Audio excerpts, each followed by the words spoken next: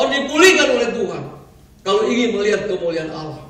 Sebab orang kalau tidak lahir kembali, tidak bertobat, tidak mungkin masuk kerajaan Allah. Melihat pun tidak bisa. Harus dipulihkan, baru kita bisa melihat janji-janji Allah itu. Dipulihkan oleh Tuhan. Dipelihara dalam kekuatan Allah karena imanmu. 1 Petrus 1 ayat yang kelima. Dipelihara dalam kekuatan Allah karena imanmu. Ada banyak orang kecewa. Ada banyak orang kacau balau tentang keluarganya, tentang anak-anaknya, narkoba, narkotika. Saudara, tiap bulan sekali saya melayani di penjara narkotika di Cipinang. Ada lebih dari 3.000 narapidana terlibat dalam narkotika. Dan orang Kristen itu banyak, kurang lebih 300, 10% dari itu. Karena apa? Latar belakang keluarga yang kacau balau. Saudara-saudara kita harus dipulihkan. Apakah saudara mau dipulihkan hari ini? Kalau saudara ingin berhasil dalam karirmu, masa depanmu, kesejahteraanmu, berikanlah dirimu untuk dipulihkan Tuhan. Tidak ada jalan lain supaya ada kekuatan Allah yang memulihkan engkau, supaya engkau diberkati oleh Tuhan. Saudara-saudara, yang waktu ini sangat terbatas sekali. Saya bersyukur sekali. Ya. Dulu waktu saya di Mobil Oil, salah satu manajer, ya, ada anak buah saya baru masuk tamatan ITB, baru masuk, langsung diplot training ke luar negeri 2 tahun, kemudian menggantikan saya. Belum ada pengalaman, saya udah senior.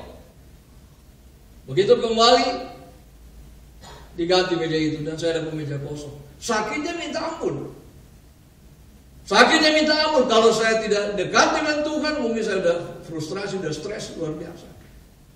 Tapi saya berdoa, Tuhan, berkatilah dia. Saudara, siapa nyangka pada akhirnya sekarang menjadi wakil menteri ESDM. Itu bawahan saya. Tapi saya lebih bersyukur bahwa saya dapat hamba Tuhan. Dia tidak mungkin jadi seperti saya. Dan saya tidak mungkin jadi seperti dia. Tapi di hari tua saya, Tuhan menyiapkan lebih indah melayani Tuhan melalui profesi.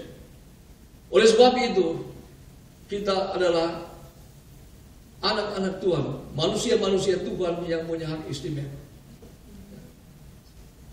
Jangan anggap kita begini, sangat menentukan ini.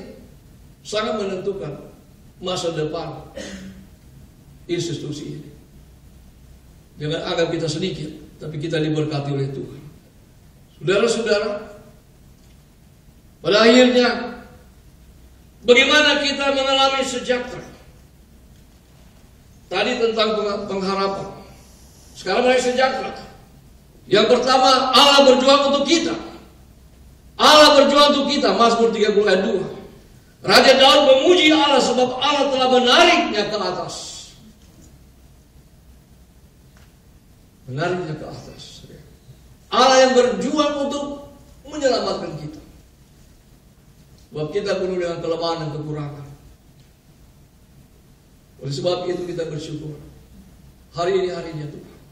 Yang kedua, bagaimana kita bisa mengalami sejahtera? Hidup menjadi alat Tuhan. Yesaya 48 ayat 18. Sejahteramu dan kebahagiaanmu seperti sungai yang tidak pernah kering. Seperti sungai yang tidak pernah kering. Hidup menjadi alat di tangan Tuhan. Saya percaya saudara di sini adalah alat Tuhan untuk diberkati dan menjadi berkat bagi banyak orang. Amin. Dan yang terakhir, ada kemuliaan yang Tuhan siapkan. Saudara-saudara, sungguh indah kan? Anak-anak Tuhan selalu hidup berpengalaman dan penuh sejahtera. Ada kemuliaan Tuhan. Mari kita baca 1 Petrus 1 ayat 7. Ya, 1 Petrus 1 ayat 7. Ya, saya mesti cepat-cepat ini. Yang terakhir 7 bagian B, kamu memperoleh puji-pujian dan kemuliaan dan kehormatan pada hari Yesus Kristus menyatakan dirinya. Haleluya. Saudara, saya sebagai kesaksian terakhir saya punya jabatan sebagai Vice President di grup perkebunan kelapa sawit. Ya, mempunyai itu sangat besar, kurang lebih 350.000 hektar kelapa sawit. Ketika masuk saya ada komitmen dengan saya mau bahwa karyawan 60% kita, 40% sisanya mereka. Dan setiap GM harus orang Kristen. Pengambilan keputusan, tapi utusan strategi saya pada waktu itu, jabatan yang bukan sebagai teknikal saja, tapi yang penting adalah bagaimana melebarkan kerajaan. Oleh sebab itu pelayanannya luar biasa sekali. Pertama sekali saya tes, saya tidak tanya mengenai kualifikasi dia, saya tanya hubungan you dengan Tuhan itu gimana, itu aja. Kalau you belum bertobat dulu baru saya terima, baru saya angkat jadi GM. Itu kebetulan strategi yang rohani, yang risikonya berat. Tetapi pemilik perusahaan ini menyetujuinya. Dan yang termasuk dari lima atau anak-anak 2 yang masuk Kristen. Saudara-saudara, misi Tuhan masuk. Yesus sudah jangan anggap enteng firman Tuhan. Dan perusahaan sekarang ini diberkati luar biasa sekali. Ongkang-ongkang kaki, ber-MM itu. Masa yang sulit, krisis moneter tahun 98 bisa lewat. Utang-utang limbah itu bisa ditutup. Tidak ada PHK. Saya katakan tidak ada PHK. Tapi pembayaran gajinya ditunda beberapa bulan kemudian. Tapi tidak ada PHK. Kemudian berapa bulan kemudian kita melakukan penghasilan dan kita bayar semuanya itu. Itu karena apa? Ada keputusan. Anak Tuhan yang berani mengambil keputusan dengan risiko yang berat. Diberkati dan jadi berkat. Itulah sejahtera karena ada pengharapan. Ya.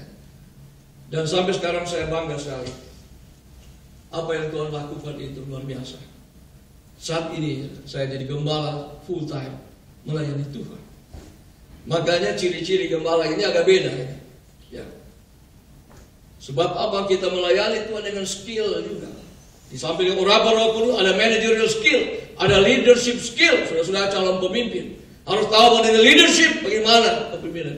Harus tahu mengenai managerial skill, bagaimana mendevelop orang-orang itu dalam motivasi, skill maupun dengan rohani. Sebagai penutup, orang-orang yang memiliki pengharapan akan terbebas dari godaan hidup dan pasti mengalami sejahtera. Amin. Berikan kemuliaan bagi nama Tuhan. Kiranya Tuhan Yesus memberkati pelayanan kita bersama. Amin.